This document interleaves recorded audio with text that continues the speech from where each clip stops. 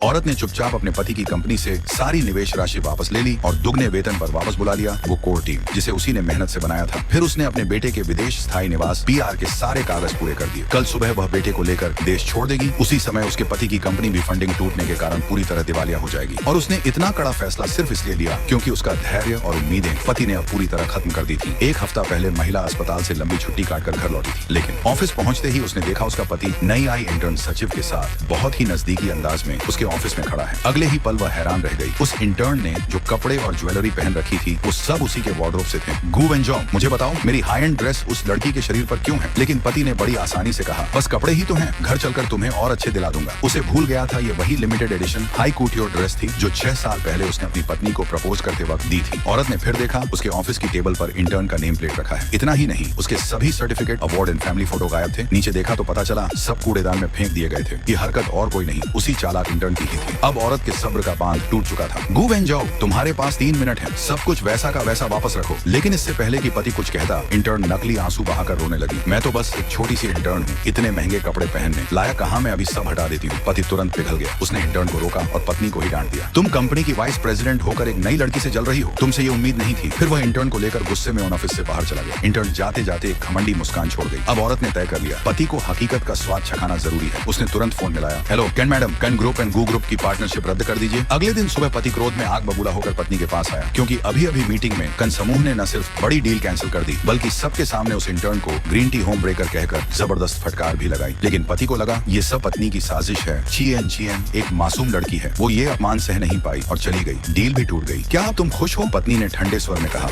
हाँ गू वेंजो, मैं बहुत खुश हूँ, ये सब तुम्हारी ही करनी है। मैं जियांग निंग किसी से अन्याय नहीं सहती। फिर वह पति को घर लेकर गई और बिना कुछ कहे उसकी महंगी वाइन कलेक्शन तोड़ दी। फिर आग लगाकर उसके कीमती आर्टिफैक्ट्स और पेंटिंग्स जला दी। ये सब तुमने विदेशों से नीलामी में खरीदे थे ना, अब तुम भी देखो तुम्हारी दुनिया कैसे चलती है। नेक्स्ट पार्ट देखने के लिए चैनल को सब्सक्राइब कर लें।